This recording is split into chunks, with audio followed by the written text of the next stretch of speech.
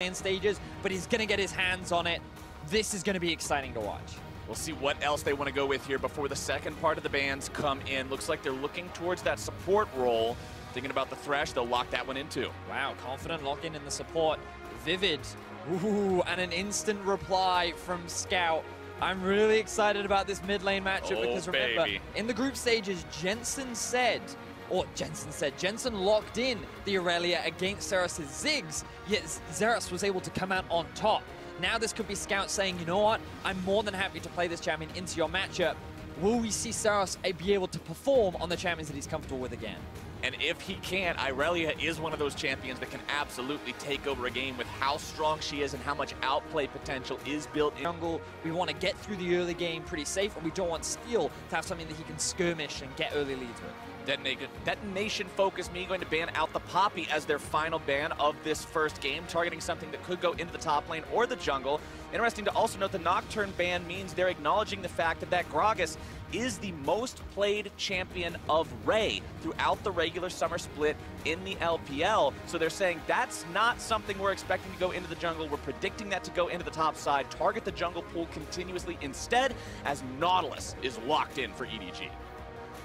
Nautilus has the ability to be flexed in both bot and top and jungle even, but we already saw it in the Gambit versus C9 series how Nautilus can be an answer to the Thresh. Interestingly, Detonation Focus Me going to go for the Tristana, more of the scaling option. Should have push in lane, assuming you have a favorable support matchup, but in this instance, I would give it over to Edward Gaming. So I'm expecting EDG to have priority in that bot side of the map, and you would expect Scout being on this Aurelia, he will have priority in mid as well. But Heimerdinger versus Aurelia, honestly not a matchup I've seen a lot of, Captain Flowers. I can't say I'm very well versed in it either, my friend. It's one of those that you only get to see every great once in a while, but one thing that you do get to see pretty frequently throughout the course of 2018 has been the Trundle. That locked in for the side of Detonation Focus Me means they'll have some of that control element there in the jungle, as Edward Gaming has one more pick to go, and this time around, they're going with Shen.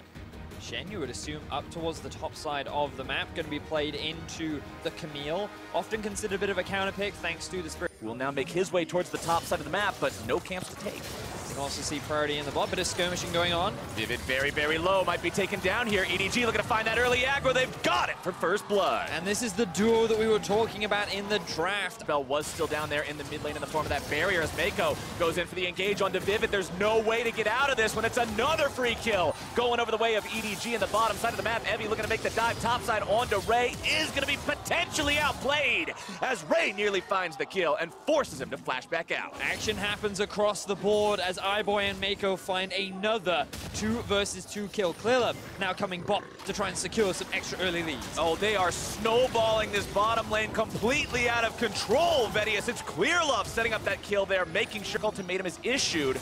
Makes his way back underneath the turret, but is it going to be enough? Steel's taken very low. One more turret shot will bring him down, heal or not. King's Tribute, not enough to make sure he stays alive from that one, even with the triumph, so it's 1 for 1, topside. And the fact that Ray is able to get himself a kill in a 2v1 situation is the best case scenario for him.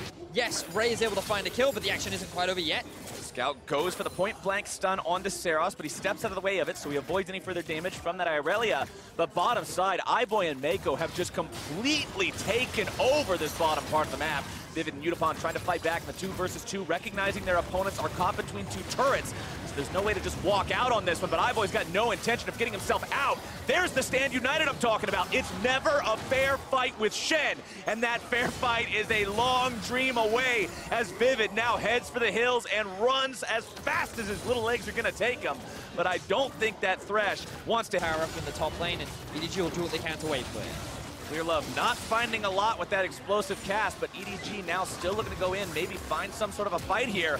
Mako goes in, drops down that ultimate, continuing to chase after the Heimerdinger. Scout's not able to find the ulti of his own, still looking to go in even further. Hextech ultimatum down to Scout. DFM still looking to fight back. They may take down Scout, but they've already lost their own mid laner, and they're running for their lives. iBoy's able to find the Void Seeker.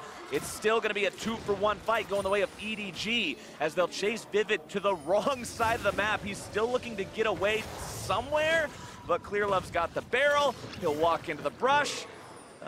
Vivid, I don't think you're getting out of this one, buddy. Vivid, unfortunately, lamb to the slaughter as he's doing what he can. but it's not enough. EDG secure themselves another kill. Vivid's still only level 5, 11 minutes into the game. Detonation focus me.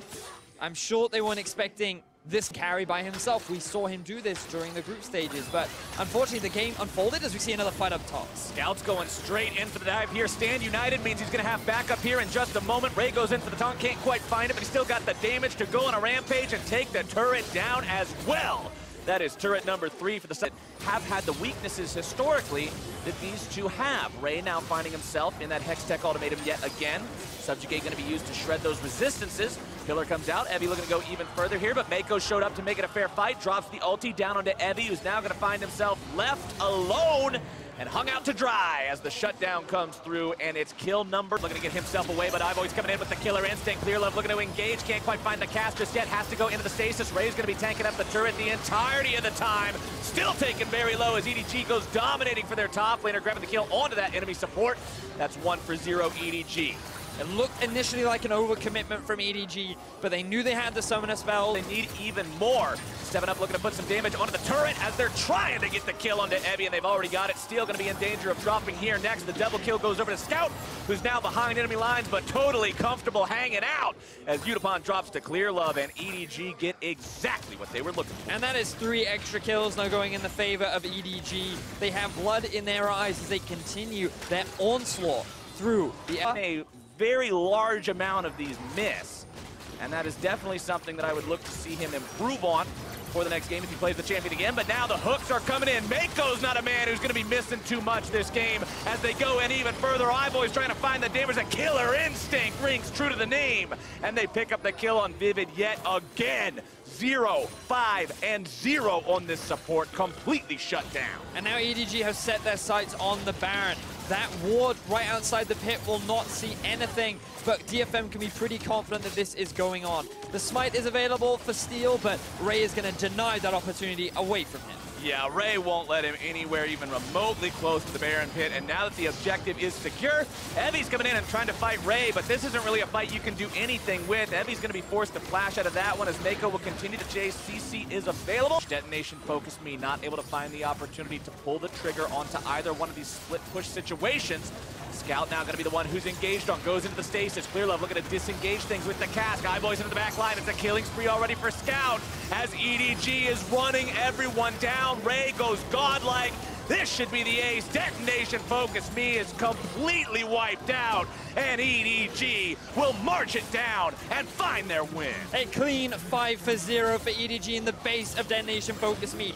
20 kills to 2, and EDG are looking to secure game 1. 27 minutes and 45 seconds, I said, was the average game time, Vedius, and EDG has been well above average this game in every metric. They find the Nexus, 20 kills to 2. Impressive game from EDG. They came into the playoffs looking to play after their upset against Infinity. We saw immediately following when they played against the Direwolves, they looked strong, they looked convincing. And I feel like